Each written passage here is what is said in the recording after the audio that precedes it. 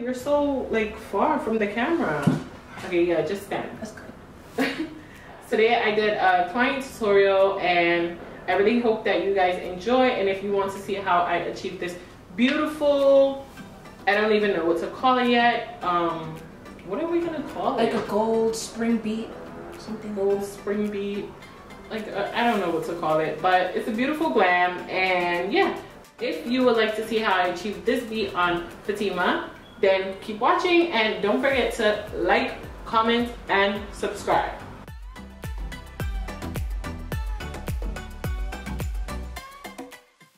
So I am starting off with a fresh face, and I'm going to begin with her eyebrows. Whenever I do makeup for my clients, I always start with eyebrows first. This is just a part of my routine and it's what works best for me.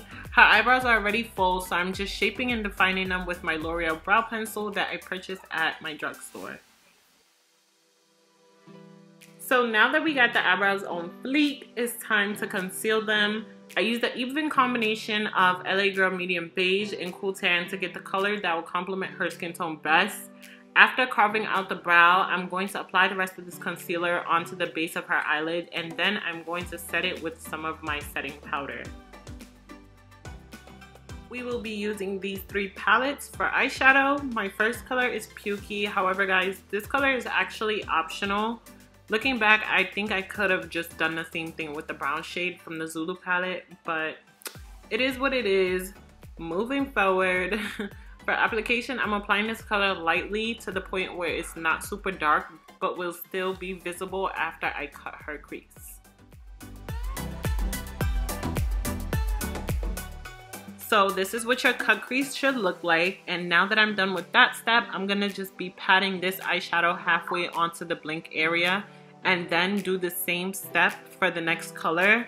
And also, guys, I did not set the concealer for her cut crease, and I didn't set it purposely because the eyeshadow will do that step for you. So basically, patting will put the color into place and also set the concealer for you so it won't crease or move. And I decided to add the black liner because I felt like if I left it like that, it was gonna look a little plain. So I added black liner and this gold glitter liner. It's like $6-7 from N.Y.X. Don't quote me on that, but it's affordable. And I always recommend wiping off your client's face just because there might be excess oils that build up and eyeshadow fall out. So in a previous video, I had said that I have a love-hate relationship for this product, and while I apply her foundation, I'm going to explain myself to you guys. So the Becca Mattifying Primer, when you swipe it onto your skin, I feel like it leaves a dry, patchy area that is visible through your makeup. However, I noticed that when I pat it onto the areas that are most oily, which I usually just use it in the T-zone area, the nose, and the forehead, it doesn't do that. I'm guessing because it settles into the skin instead of resting on top of the skin. So if you guys have that issue, then I hope that works out for you guys. You can try it and let me know how it goes for you, but it definitely, I definitely do like the product now, and it does do what it says it do. So let's backtrack a little bit. So the concealer, I applied it under her eyes, Cupid's bow, chin, and I concealed the top of her eyebrows, which I always do this step after I do foundation because I don't like that halo effect. I don't like when I can see the concealer through the foundation. And yeah, so just blending out her concealer and just blend, blend, blend till you're happy. To set the areas that I highlighted, I'm making sure to press the powder into her skin. This will help with the longevity of her makeup, and this powder is also amazing because it's lightweight and does not leave your face looking cakey. So when I'm applying eyeliner for my clients, I like to go little by little and take pauses in between, and this is to make sure that their eyes are not watery and their eyes don't tear, because when they tear, it kind of messes up everything, and you don't want that because everything is kind of hard to fix. So yeah, take your time applying eyeliner and don't stab your client in the eye.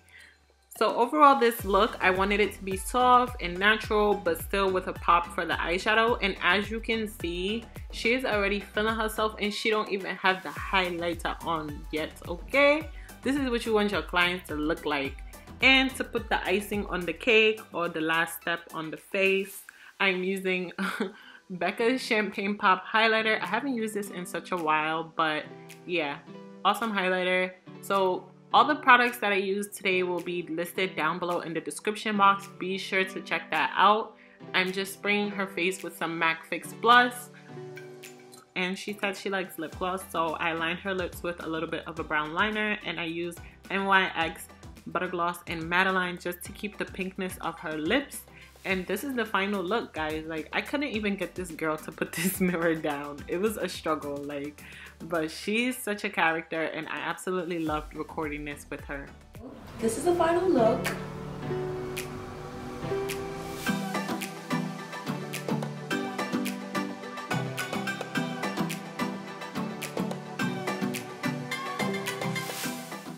Thank you to my beautiful model, Fatima, for joining me today for this beautiful beat and for being on my YouTube channel. I highly do appreciate it. And yeah, if you guys like this look, don't forget to thumbs up, comment down below, and subscribe to my channel. And if you want more of these videos, then definitely let me know down below.